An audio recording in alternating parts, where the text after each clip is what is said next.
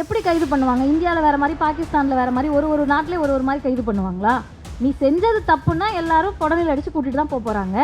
இதில் நீ இப்படி கைது பண்ணணும், அப்படி கைது பண்ணணும்னா இது என்ன நடக்குதுன்றது வேணும்ல. இந்த தேர்தலில் நாம் மோடியை, பிஜேபியை எதிர்க்கிறோம் என்று சொன்னால் அது திமுகவினுடைய நலனுக்காக அல்ல, பிற்படுத்தப்பட்ட, மிகவும் பிற்படுத்தப்பட்ட பட்டியலின பழங்குடியின மக்களுடைய நலனுக்காக தான். சங்கிகள் என்றால் சக நண்பன் என்று காலிலேயே விழுந்து விடுவதுதான் பாசிசத்திற்கு மிக நெருக்கமாக பயணிப்பது. தமிழ்நாடு பீகார் போலவும் ராஜஸ்தான் போலவும் மாறாமல் தனி நிகர் தமிழ்நாடாக இருப்பதற்கு காரணம் தந்தை பெரியார் என்ற தலைவர்தான். நீ மத்திய அரசு கிடையாது, ஒன்றிய அரசு என்று நாடாளுமன்ற தேர்தலுக்கு முன்பே உனக்கு நான் அடிமையாக முடியாது என்று சொன்ன மாநிலம் தமிழ்நாடு, சொன்ன முதல்வர் தளபதி ஸ்டாலின் அவர்கள்.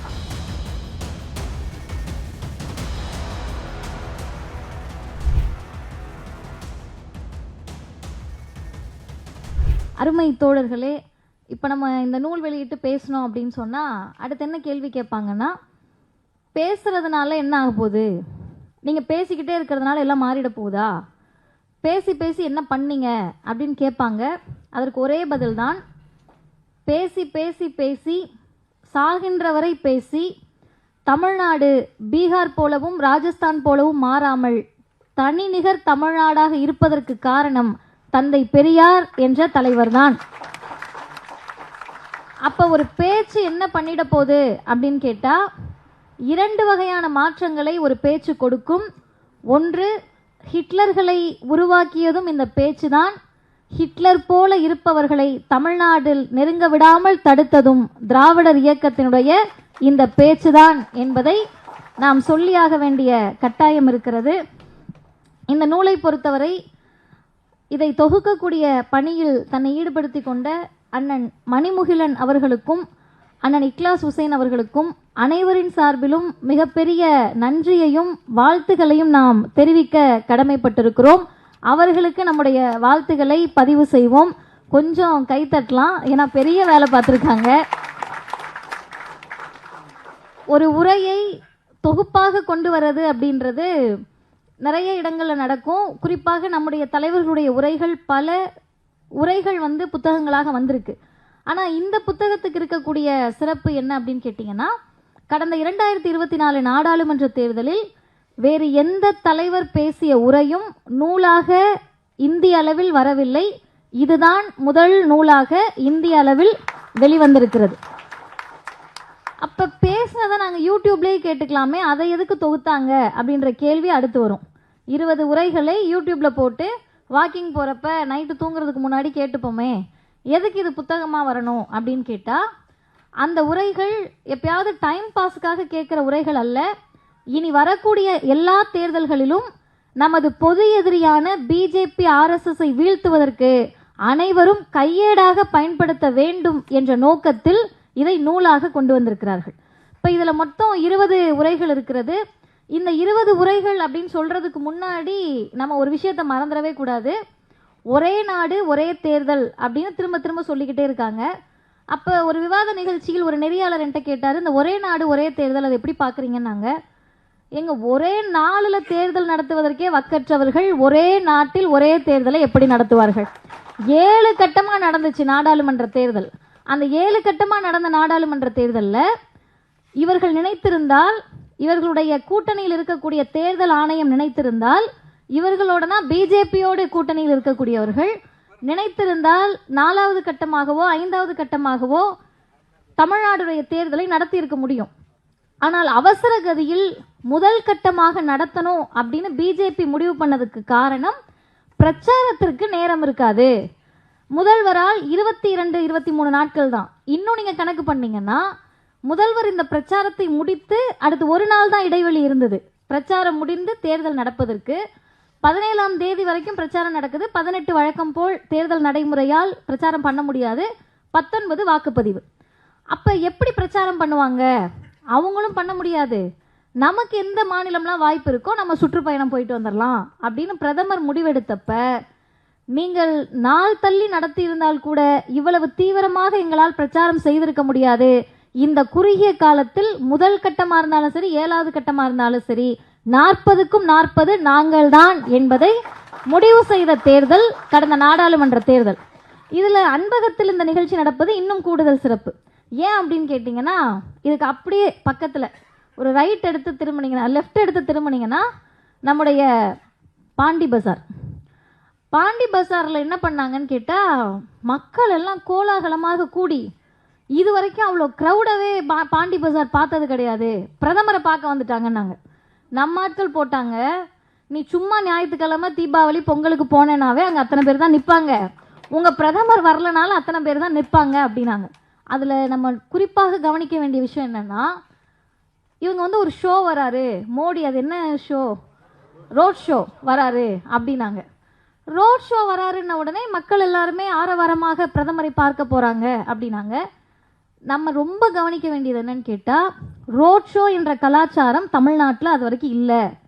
முதல் முறையாக இவங்க ரோட் ஷோ அப்படின்னு வர்றதுக்கு காரணமே, இவர்கள் ரோட்ல இறங்கி கலவரத்தை தூண்டி பழகியவர்கள் என்பதால் ரோட் ஷோ வருவதற்கு அவர்கள் தயாராக இருந்தார்கள். அதுதான் செய்தி.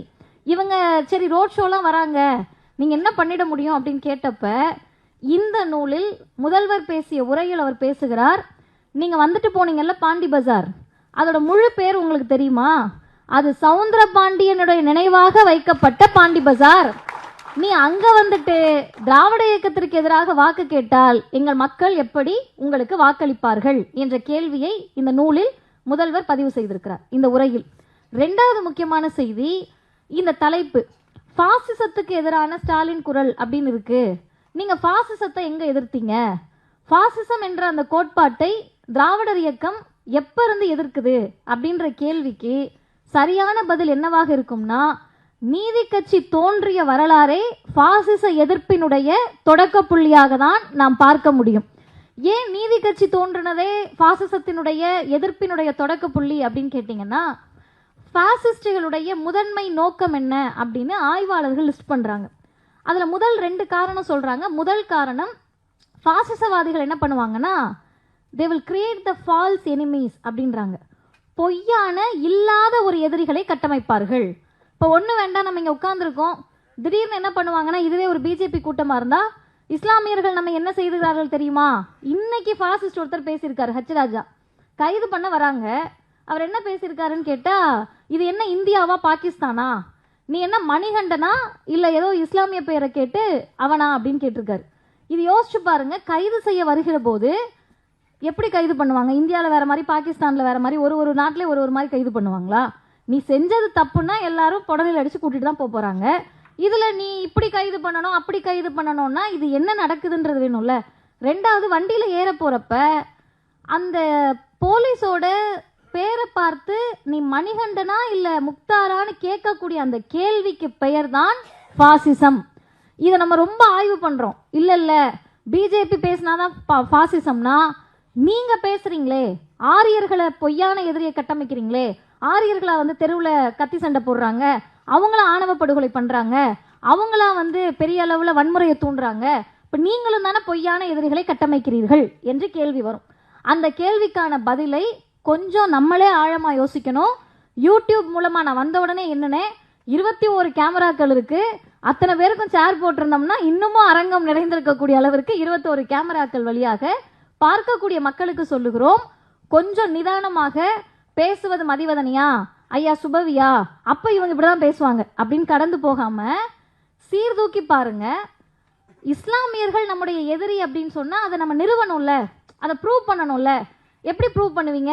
ஒன்றிய அரசினுடைய நிறுவனங்களில் இஸ்லாமியர்கள் 70% இருக்காங்க. இருக்கக்கூடிய ஒன்றிய அரசினுடைய மிக முக்கிய பதவிகளில் இஸ்லாமியர்கள் இருக்காங்க. குரூப் ஏ குரூப் பி போஸ்டிங்ல எல்லாம் இஸ்லாமியர்கள் இருக்காங்க. மிகப்பெரிய உயர்ந்த சர்வதேச நிறுவனங்கள்ல இஸ்லாமியர்கள் தான் இருக்காங்க. உயர்ந்த பொறுப்புகளில் ஹெச்ஆர் கார்ப்பரேட் மேனேஜர் அளவுக்கு இஸ்லாமியர்கள் தான் இருக்காங்க. அப்ப இவங்க தான் நம்முடைய எதிரிகள். இந்துக்களுடைய கல்வியை, வேலை வாய்ப்பை இஸ்லாமியர்கள் திருடிட்டாங்க அப்படின்னு நீங்க சொல்லணும்ல. அப்படி சொல்ல முடியலையே. இதுவரைக்கும் ஒன்றிய அரசு நிறுவனங்கள்லையோ, உயர்தர நிறுவனங்களையோ, சர்வதேச நிறுவனங்கள்லையோ இஸ்லாமியர்கள் அதிகமாக இல்லை. இப்ப நாங்க காரணத்தோடு சொல்றோம், இந்த மண்ணை செம்மைப்படுத்தி செழுமைப்படுத்தி கல்வி வாய்ப்பை, வேலை வாய்ப்பை உருவாக்கி, பார்ப்பனர் அல்லாதார் என்ற கட்டமைப்பை உருவாக்கி, பார்ப்பனர் தான் பொது எதிரி என்பதை அடையாளப்படுத்தி, நீ இன்னைக்கு படிக்காம இருக்க, நீ இன்னைக்கு கீழ்நிலையில இருக்கன்னு சொன்னா இன்னைக்கு வேணா நீ ஆண்ட ஜாதி பெருமை பேசலாம். ஒரு காலத்துல கொத்தனார் வேலைக்கும் 100 நாள் வேலைக்கு இன்னைக்கு போறவங்க தான் உன்னோட அப்பாவும் அம்மாவும்.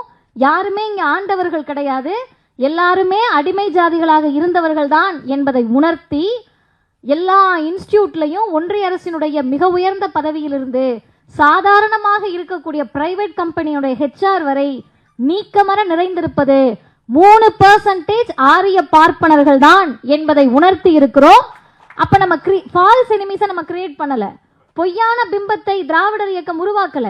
இருக்கக்கூடிய பிம்பத்தை சொல்லுகிற போது பார்ப்பனர்கள் டைவர்ட் பண்றதுக்காக இல்ல இல்ல நம்முடைய எதிரிகள் இவங்க கிடையாது, ஓபிசியும் எஸ்சி எஸ்டியும் அடிச்சுக்க, நீ அடிச்சுக்கிட்டனாதான் நான் என்ன பண்ணிட்டு இருக்கணும் காலங்காலமா அதை பண்ண முடியும்னு சொல்றப்பதான் முதல்வர் அவர்கள் அவருடைய தேர்தல் பிரச்சாரத்தில் மிக அழுத்தமாக பதிவு செய்கிறார்.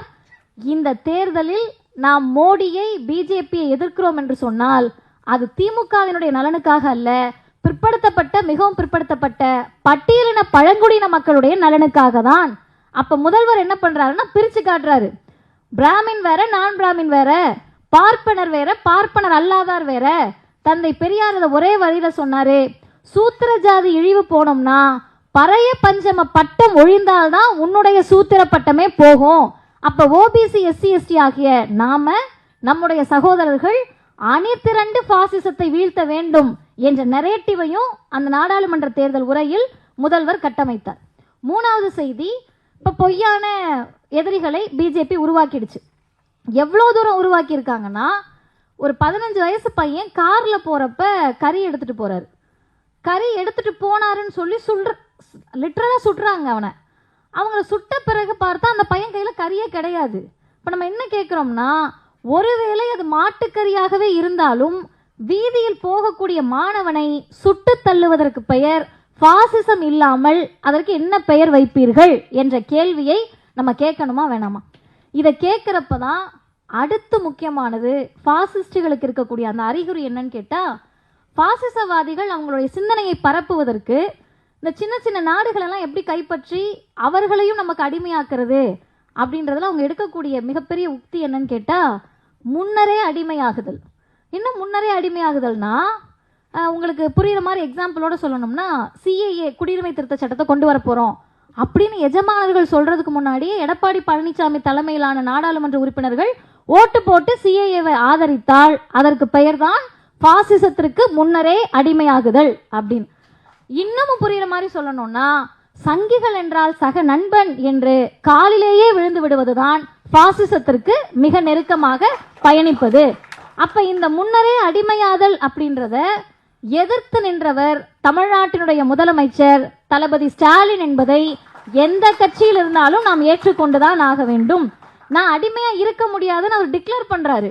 உனக்கு நான் அடிமையா இருக்க முடியாது, நீ யாரா வேணா இருந்துட்டு போ, நான் ஒன்றிய அரசு அப்படின்னு சொல்லாம நான் மத்திய அரசு, நீ மத்தியஸ்தம்லாம் பண்ண முடியாது, நீ எங்களுக்கு கொடுக்கணுமா வேணாமான்னு டிஸ்கஷனே கிடையாது. இந்திய அரசமைப்பு சட்டப்படி எனக்கு கொடுக்கறத நீ கொடுத்துதான் ஆகணும், ஏனென்றால் நீ மத்திய அரசு கிடையாது, ஒன்றிய அரசு என்று நாடாளுமன்ற தேர்தலுக்கு முன்பே உனக்கு நான் அடிமையாக முடியாது என்று சொன்ன மாநிலம் தமிழ்நாடு, சொன்ன முதல்வர் தளபதி ஸ்டாலின் அவர்கள். இது ரெண்டாவது. அதுக்கு அடுத்து பாசிஸ்டுகளுடைய அணுகுமுறை என்னவா இருக்கும் அப்படின்னு ஆய்வாளர்கள் சொல்றாங்கன்னா, முதல்ல பொய்யான எதிரிகளை கட்டமைச்சாச்சு. அந்த எதிரிகளை அடிமையாக்குவதற்கு நீ வர்றதுக்கு முன்னாடி நானே நெடுஞ்சான் கிடையா விழுந்துருவேன்ற கட்டமைப்பை உருவாக்கியாச்சு. நான் சொல்ல சொல்ல இங்க இருக்கக்கூடிய சரணாகதி அடைந்தவர்களை நீங்க யோசிச்சு பார்த்துக்கலாம். இங்க போறோம் அப்படின்னு சொன்னாவே நான் யாரை பார்க்க போறேன், என்னுடைய நண்பன், என்னுடைய தம்பி, யாரு யார் யாரோ, என் சித்தப்பா, இன்னும் மோடி மட்டும்தான் என்ன உறவு முறைன்னு அறிவிக்கல, அதையும் அறிவிச்சிட்டாங்கன்னா பாடியை தூக்கிடலான்ற அளவிற்கு எல்லாரையும் அறிவிச்சாச்சு. அடுத்து மூணாவது கட்டம் தான் இங்க இருக்கக்கூடிய குழுக்களை பிரிப்பது. சிறு சிறு குழுக்களாக நம்மை பிரித்து நம்மளை சண்டை போட விட்டுட்டு பொது எதிரியை இருட்டடிப்பு செஞ்சிருவாங்க. உங்களுக்கு அது பாசிசவாதிகள்னே உங்களுக்கு புரியாத அளவிற்கு உங்க முன்னாடி ஒரு ஸ்கிரீன், ஒரு திரையை கொண்டு நிறுத்தி விடுவார்கள். அந்த திரைக்கு அவர்கள் ஒரு ஒரு பேரா வைப்பாங்க. இப்ப தமிழ்நாட்டு சூழலுக்கு அதை பொருத்தி பார்க்கணும்னு சொன்னீங்கன்னா, நீங்க இந்தி எதிர்ப்பை பற்றி பேசிட்டு இருப்போம், நம்ம புதிய கல்விக் கொள்கை எதிர்ப்பை பற்றி பேசிட்டு இருப்போம். அவங்க என்ன பண்ணுவாங்கன்னா, சம்பந்தமே இல்லாம ஒரு நடிகரை கூப்பிட்டு பாசிசமா பாயாசமான்னு பேச வைப்பாங்க. இப்ப நம்ம ஆட்கள் என்ன பண்ணுவாங்கன்னா, ஆமா பிஜேபி பண்றது தானே திமுக பண்ணுது. நான் வெளிப்படையா கேட்கிறேன், ஆரியமும் திராவிடமும் ஒண்ணுன்னு சொல்றது எவ்வளவு பெரிய அயோக்கியத்தனமோ அதே அளவிற்கு அயோக்கியத்தனம் பிஜேபியும் திமுகவும் ஒண்ணுன்னு சொல்றது. நீங்க டிக்ளேர் பண்றதுக்கு நமக்கு ஒரு நரேட்டிவ் செட் பண்ணிட்டீங்க, அதுக்கான ஆய்வுகளை நம்ம நடத்தணும்ல, எப்படி உங்க ரெண்டு பேரையும் ஒன்னா நிறுத்துறேன்னு. இதெல்லாம் விட மிகப்பெரிய, எனக்கு அது என்ன வார்த்தை சொல்றேன்னு தெரியல, ஏன்னா ஐயாலாம் இருக்காங்க, கடுமையான வார்த்தையை நான் சொல்ல முடியாது. ஃபாசிசம் அப்படின்றத டைலூட் பண்ற வேலை இருக்குல்ல, அதை விட நீங்கள் உங்கள் சொந்த மக்களுக்கு செய்யக்கூடிய துரோகம் ஒண்ணுமே இருக்காது. எப்படிங்க அவ்வளோ பெரிய பாசிசவாதிகளை நீர்த்து போக வைப்பீங்க? பில்கிஸ் பானுவை பத்தி சொன்னாரே, அந்த பாசிசவாதிகளை நீங்க காப்பாத்துறதுக்காக திமுகவையும் சேர்த்துக்கிறீங்கன்னு தானே அர்த்தம். பாசிசவாதிகளை காப்பாற்றுவதற்காக நடக்கக்கூடிய எல்லா பிரச்சனைகளையும் திசை திருப்பி நீங்கள் பிஜேபிக்கு சாமரம் வீசிக்கிட்டு இருக்கீங்க. அப்ப அதற்கு எங்களை போல பேசக்கூடியவர்கள் என்ன பண்றீங்கன்னு கேட்டா, நீ இந்த பிரச்சனைக்கு பேசுனியே இந்த பிரச்சனைக்கு பேசுனியா என்ற கட்டத்திற்கு வருகிற போதுதான் நாங்கள் திரும்ப கேட்கிறோம், திமுகவையும் பிஜேபியையும் ஒரே நேர்கோட்டில் வைக்கக்கூடியவர்கள் தயவு செய்து ஆர்எஸ்எஸ் சித்தாந்தத்தை படிப்பதற்கு முன்பாக ஆர்எஸ்எஸ் இந்திய அரசமைப்பு சட்டத்தை பற்றி என்ன பேசுதுன்னு படிச்சுட்டு வாங்க. படிச்சுட்டு வந்த பிறகு நீங்க பாசிசவாதிகள் தான் திமுகன்னு சொல்லுங்க. அதை படித்து விட்ட பிறகு திமுகவுடைய தேர்தல் அறிக்கையை வாசிங்க. தேர்தல் அறிக்கைலாம் வாசிக்க உங்களுக்கு நேரம் இருக்காது, அதை யாராவது வாசிச்சு உங்களுக்கு எழுதி கொடுக்குறவருக்கு தான் நேரம் இருக்கும். அதனால அதை விட்டுருவோம். என்ன செஞ்சிருக்குன்னு உங்களுக்கு தெரியும்ல, டிவி பார்ப்பீங்கல்ல. இப்போ மகளிர் உரிமை தொகை, புதுமை பெண் திட்டம், நான் முதல்வன், தமிழ் புதல்வன், காலை உணவு திட்டம், இந்த மாதிரி விஷயங்கள்லாம் சும்மா போற போக்கிலேயே உங்களுக்கு தெரிஞ்சிருக்கும்ல தமிழ்நாடு முழுவதும். அதை அடுத்து கொண்டு வாங்க. அதுக்கு முன்னாடி இந்திய அரசமைப்பு சட்டத்தை பற்றி என்ன சொல்லுச்சு ஆர்எஸ்எஸ்? புரட்சியாளர் அம்பேத்கர் அவர்கள் இந்திய அரசமைப்பு சட்டத்தை எழுதுகிற போது அவர் ரொம்ப தெளிவாக சொன்னார், இந்த அரசமைப்பு சட்டம் பிளெக்சிபிளா இருக்கணும்னாரு. இது ரிஜிடா இருக்கக்கூடாது, இது அப்படி யாராலையும் மாற்ற முடியாதுன்னு சொல்றதுக்கு இது மனு தர்மம் கிடையாது, அனைவருக்குமான இந்திய அரசமைப்பு சட்டம், அதை காலத்திற்கு ஏற்றவாறு நீங்கள் மாற்றிக்கொள்ளலாம் அப்படின்னு சொன்னார். அந்த இந்தியன் கான்ஸ்டியூஷன் ஆர்எஸ்எஸ் கண்களை உறுத்தி கோல்வால்கர் ரொம்ப தெளிவாக சொல்லுகிறார், இந்த அரசமைப்பு சட்டம் நமக்கானது கிடையாது. நமக்கானதுன்னா யாரு? ஆரியர்களுக்கானது கிடையாது. ஏன்னா ஆரியர்களுக்கும் பார்ப்பனர்களுக்கும் சமத்துவம்னா கிலோ எவ்வளவுன்னு கேட்கிறவங்க. ஆனா இந்திய அரசமைப்பு சட்டம் முதல் வார்த்தையே சமத்துவத்தை பற்றி தான் பேசுகிறது. இன்னும் ஆழமாக அவர் சொல்லுகிறார், தோழர்கள் தயவு செய்து காது கொடுத்து கேளுங்கள், எனவே நமது அரசியலமைப்பு சட்டத்தின் கூட்டாட்சி வடிவம் பற்றிய பேச்சை குழி தோண்டி புதைத்து விடுவது நல்லது. இது கோல்வால்கர் சொன்ன பஞ்ச் ஆஃப் தாட்ஸ்ல 3வது பதிப்பு பக்கம் 474 இருக்கு. இந்த வார்த்தையை மட்டும் புரிஞ்சுக்கங்க. நமது அரசியலமைப்பு சட்டத்தின் கூட்டாட்சி வடிவம் பற்றிய பேச்சை, கூட்டாட்சி வடிவத்தை பற்றி கிடையாது, நீ அதை பத்தி பேசவே கூடாது, அந்த பேச்சை குழி தோண்டி புதைத்து விடுவது நல்லது. தன்னாட்சி அல்லது அரை தன்னாட்சி பெற்ற மாநிலங்களின் இருப்பை, அதாவது தமிழ்நாடு போன்ற மாநிலங்களை இருந்த இடம் தெரியாமல் அழித்து விட வேண்டும். ஓர் அரசின் பாரதத்தின் கீழ் இவை அனைத்தும் கொண்டு வரப்பட வேண்டும். ஒரே நாடு ஒரே தேர்தல். அடுத்து ஒன்றுபட்ட அரசு வடிவத்தை நிறுவ நாம் அரசியலமைப்பு சட்டத்தை மறு ஆய்வு செய்து மறுவரைவு செய்ய வேண்டும். இதுக்கு தான் அம்பேத்கர் சொன்னாரு, என்ன பாடுபட்டாவது உயிரை கொடுத்தாவது இந்து ராஷ்டிரம் அமைவதை தடுத்து நிறுத்த வேண்டும். அம்பேத்கர் கனவை நனவாக்கிய மாநிலம் தமிழ்நாடு. இந்து ராஷ்டிரத்தை நாங்கள் நெருங்க விடவில்லை.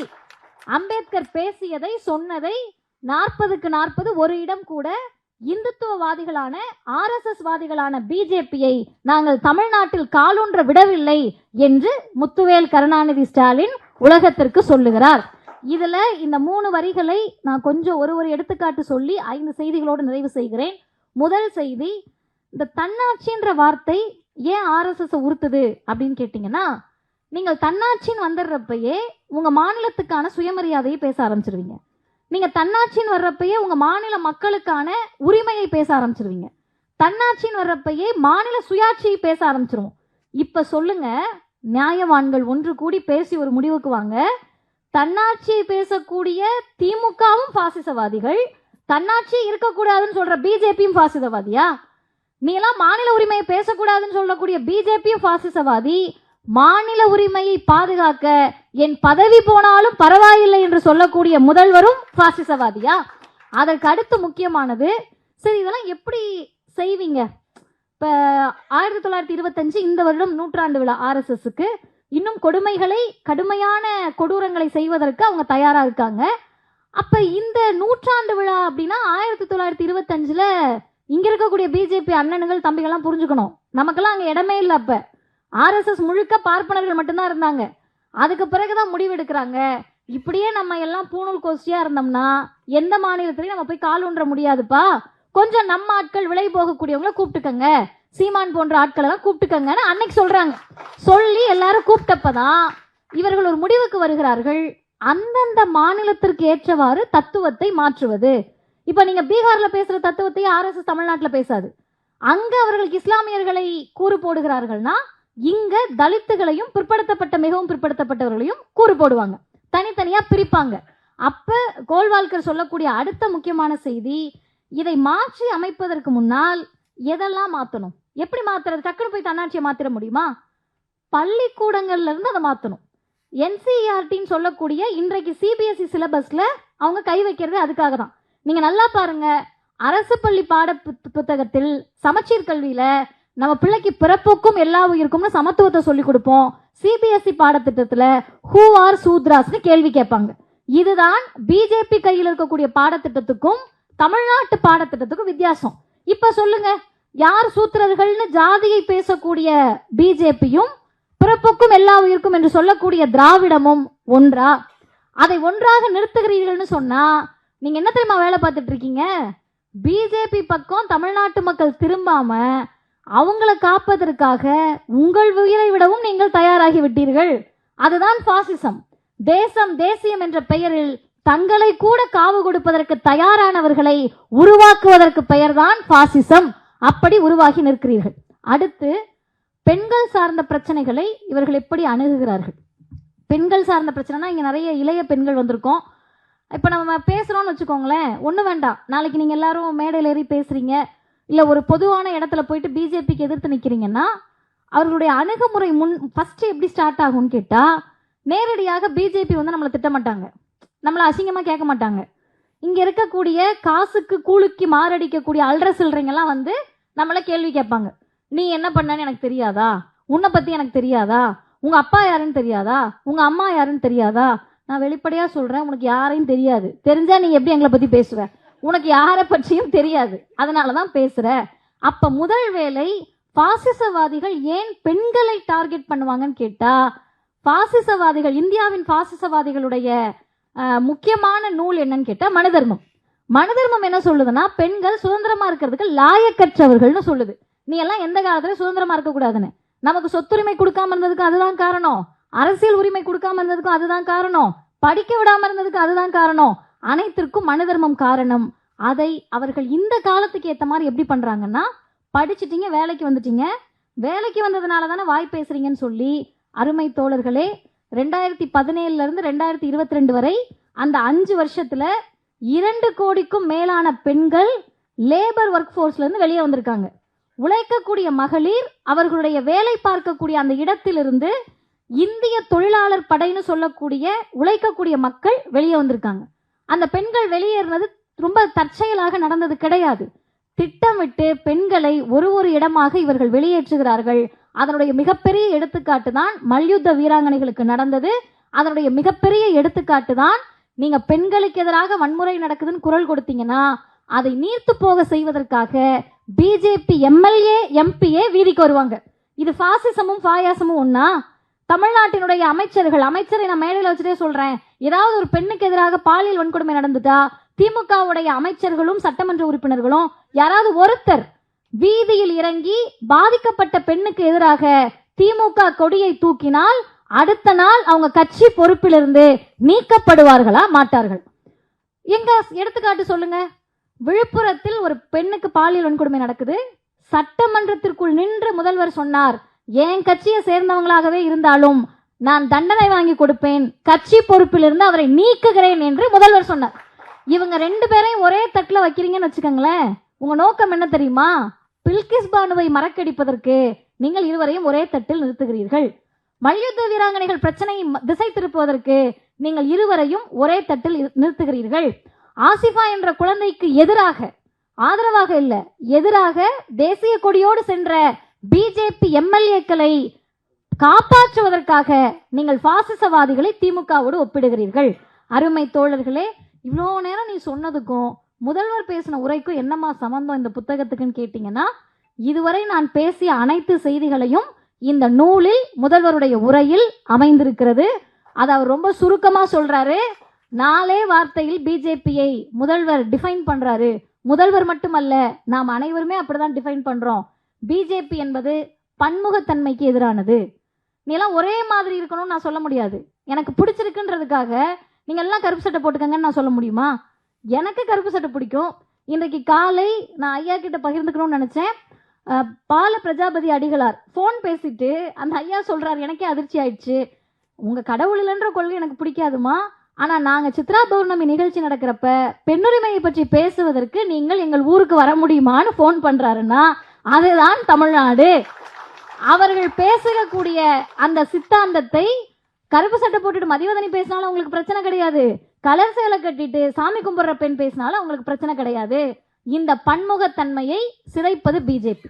2வது, சமத்துவத்திற்கு எதிரானவர்கள்.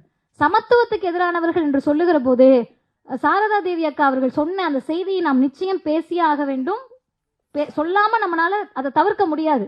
தலித்துகளுக்கு எதிரான படுகொலைகள் நாளுக்கு நாள் அதிகரிக்கிறது அப்படின்னு சொல்றப்ப ஆண்ட ஜாதி பெருமை பேசக்கூடிய மாணவர்களிடத்தில் தொடர்ந்து உரையாடல்களை நாங்கள் நிகழ்த்தி கொண்டுதான் இருக்கிறோம். பள்ளி கல்லூரிகளுக்கு நாங்கள் உள்ள போறோம்னு சொன்னாலே, நான் ஒரு கல்லூரி பேர் சொல்ல வேண்டாம், இதெல்லாம் பேசாதீங்க அப்படின்னு யூடியூப்ல நான் பிரசிடென்சி காலேஜ்ல பேசினதை பார்த்துட்டு அந்த ப்ரொஃபசர் சொன்னாரு. அப்ப நான் சொன்ன ஒரே பதில், இலக்கியம் பேச வேண்டும் என்றால் நீங்கள் இலக்கியவாதியை கூப்பிடணும், இயக்கவாதியான மதிவதனியை நீங்க கூப்பிடக்கூடாது. இலக்கியம் பேசுவதற்கு ஆள் இருக்கிறார்கள், நான் இயக்கவாதி. அப்ப நீங்க ஆரியர்கள் என்ன வேலை செய்யறாங்களோ அதே வேலையை ஓபிசி எஸ்சி எஸ்டி மக்களை பிரிக்கக்கூடிய வேலையை செய்வதற்கு பெயர் பாசிசம் பிஜேபி என்று சொன்னால், என் சகோதரர்களுக்காக போகக்கூடிய இடத்திலெல்லாம் நான் பேசுவேன். வெற்று சண்டை வெற்று கூச்சல் போட்டு இந்த பிரச்சனையை நீர்த்து போக விடமாட்டேன் என்று சொல்லுவதற்கு பெயர் திராவிடம். அந்த வேலையை நாங்கள் தொடர்ந்து செய்து கொண்டுதான் இருப்போம். 3வது, பன்முகத்தன்மை, சமத்துவம், சமூக நீதி. இந்த சமூக நீதிக்கு எதிராக அமைச்சர் அவர்கள் இன்னைக்கு வட இந்திய ஊடகங்கள்ல புதிய கல்விக் கொள்கையை மும்மொழி கொள்கையை எடுத்து மட்டும் அவர் டஃப் ஃபைட் பண்ணல. உங்க எத்தனை பேருக்கு ஞாபகம் இருக்குன்னு தெரியல, அவர் அமைச்சராக பதவியேற்ற உடனேயே நீட்டை பத்தி ஒரு டிஸ்கஷன் வருது. அவங்க என்ன பண்ணாங்கன்னா, சரி நம்ம போய் நம்ம அமைச்சர்கள் ஏதாவது மடக்கிடலான்ட்டு போனா அவங்க போன இடம் இவர்கிட்ட. இவர் என்ன பண்ணிட்டாரு, குளோபல் எக்ஸாம்னு ஒருத்தர் பேட்டி கேட்கிறாரு. குளோபல் எக்ஸாம் நீ எழுதியிருக்கியா? நான் எழுதியிருக்கேன், நான் ஃபாரின்ல போய் படிச்சுட்டு வந்தேன், என்கிட்ட கேளு, நீ நீட்டை பத்தி கேளு அப்படின்னோடனே அவங்களுக்கு ஐயோ என்ன விவரம் தெரிஞ்சவங்க கிட்ட தெரியாம வந்துட்டோம் போலே. அடுத்து அவர் சொன்னாரு, நீட் மட்டும் கிடையாது, இது மாதிரி பல தேர்வுகளை நான் எழுதி இருக்கிறேன். நீட் என்பது அப்பட்டமான மோசடி என்பதை இந்திய அளவில் தோலுரித்து காட்டினார். இந்த சமூக நீதி உணர்வை இவங்கனால பிஜேபினால ஏத்துக்க முடியாது. நீ என்ன சொல்ற, பிஜேபியும் பாசிசமும் பாயாசமும் பேசுறல்ல, 10% இடபிள்யூஎஸ் இடஒதுக்கீடை கொண்டு வந்தது பிஜேபி. அதிக வகை ஏழைகள் அல்ல, ஆரிய வகை ஏழைகளுக்கு. நம்ம என்ன பண்ணோம்னு கேட்டா 69% இடஒதுக்கீடை கொண்டு வந்தோம். இன்னும் ஒரே ஒரு செய்தி, அப்ப முதல்வர் அவர்கள் இந்த உரையில குறிப்பிடுறாரு, எனக்கு ரொம்ப ஆச்சரியமா இருந்தது. அது உண்மையா அவர் அப்ப பேசினப்ப நான் கேட்கல, இந்த புத்தகத்துல படிச்சேன், நீங்களும் வாங்கி படிங்க. மருத்துவர் ராமதாஸ் மீது எனக்கு மரியாதை இருக்கிறது. யோசிச்சு பாருங்க, ஜாதிய திமிரோடு ஜாதிய எண்ணத்தோடு ஜாதியவாதிகளை, இன்னும் சொல்லணும்னா ஜாதியவாதிகளை அல்ல, மனித உருவங்களில் மிருகங்களை உருவாக்கி கொண்டிருக்கக்கூடிய பல பேருக்கு மத்தியில ஒரு மேடையில ஏறி சொல்றாரு, ஐயா ராமதாஸ் அவர்களே, சமூக நீதியை பத்தி மறந்துட்டீங்களா? கலைஞர் இடஒதுக்கீடை உங்களுக்கு கொண்டு வந்த போது நீங்க என்ன சொன்னீங்கன்னு ஞாபகம் இருக்கா? இந்த இடஒதுக்கீடு இல்லைன்னு சொன்னா எந்த ஊர்ல நாங்கெல்லாம் வயல் வரப்புல எங்க பிள்ளை வேலை பார்த்துட்டு இருக்கோம் தெரிஞ்சிருக்காதுன்னு சொன்னீங்களே, இன்றைக்கு அந்த இடஒதுக்கீடுக்கு எதிராக இருக்கக்கூடிய பிஜேபி கூடவா மருத்துவர் ராமதாஸ் நிற்கிறீர்கள் என்ற கேள்வியை முதல்வர் கேட்டிருக்கிறார். இதே கேள்விதான் இன்றைக்கு ஆண்ட ஜாதி பெருமை பேசக்கூடிய இளைஞர்களை நோக்கி நாங்கள் கேட்கிறோம். ஏதோ ஒரு இடத்துல கொத்தனார் வேலை, மண்வெட்டி எடுத்துட்டு வயல் வரப்புல வேலை, 100 நாள் வேலை, விவசாய வேலை, கூலிகளாக தினக்கூலிகளாக இருந்த சமூகத்தை, ஆடு மாடு மேய்த்து கொண்டிருந்த சமூகத்தை படிச்சா உருப்பிட்டுருவேன்னு கூப்பிட்டு வந்தா முடியாது, நான் திரும்ப யாரையாவது வெட்டிட்டு ஜெயிலுக்கு தான் போவேன்னு சொன்னா அந்த இளைஞர்களை உருவாக்கக்கூடிய பணியை செய்து கொண்டிருப்பதற்கு பெயர்தான் RSS, பிஜேபி, பாசிசம். அதை எதிர்த்து களமாடுவதுதான் திராவிடர் இயக்கத்தினுடைய வேலை. இது அனைத்தையும் இந்த நூலில் முதல்வர் பேசி இருக்கிறார். ஒரே ஒரு செய்தியோடு நான் நிறைவு செய்கிறேன். இந்த நூலை நாங்க ஏன் படிக்கணும்? நீங்க திகாரவங்க, பேரவைக்காரவங்க, வந்திருக்க பாதி பேர் திமுக காரவங்க, நாங்க படிக்கணும். இந்த யூடியூப்ல கேட்டுட்டு இருக்கிற மக்கள் எதுக்கு படிக்கணும்னா, மக்கள் படிக்கிறாங்களோ இல்லையோ, ஏதோ ஒரு வகையில் காசுக்காக பிஜேபிக்கு சாமரம் வீசுறீங்கல்ல, தயவு செஞ்சு படிங்க. ஏன் படிக்க சொல்றேன்னா, நீங்கள் எங்களை எவ்வளவு இகழ்ந்தாலும் சரி, பேசினாலும் சரி, அடுத்த நொடி செத்தால் கூட மதிவதனி மனநிறைவோடு சாவேன். இந்த மக்களுக்காக பேசிக்கிட்டே இருந்தேன்ப்பா, அதனால நான் நிம்மதியா சாகிறேன், சாவேன். பிஜேபி, அடிமை அதிமுக, புதுசா கட்சி சேர்ந்தவங்க, சீமான் கட்சியில் இருக்க ஒருத்தருக்கு கூட சாகின்ற நொடியில் நிம்மதி இருக்காது. ஏன் இருக்காதுன்னு கேட்டா, நீங்க நிற்பது உங்கள் பிள்ளைகளுடைய கல்வியை காவு வாங்கக்கூடிய புதிய கல்விக் கொள்கையை கொண்டு வந்த பாசிச பிஜேபியோடு, உங்கள் பிள்ளைகளுடைய கல்வியை காவு வாங்குவதற்காக கொண்டு வரப்பட்ட திணிக்கப்படக்கூடிய இந்தியை பாதுகாக்கக்கூடிய பிஜேபியோடு. இன்னும் சொல்லுகிறேன், பெண் பிள்ளைகளை வீட்டில் வைத்திருக்கிறீர்கள். உங்கள் பெண் பிள்ளைகளை என்னனாலும் பண்ணலான்ற துணிச்சலை தரக்கூடிய பாசிச பிஜேபியோடு நிற்கிறீர்கள். நாங்கள் அறத்தின் பக்கம் நிற்கிறோம், சமத்துவத்தின் பக்கம் நிற்கிறோம், சமூக நீதியின் பக்கம் நிற்கிறோம். இது அனைத்தையும் பேசக்கூடிய இந்த நூலை வாங்குங்கள், படியுங்கள், மற்றவருக்கும் பரிசளியுங்கள். நன்றி, வணக்கம்.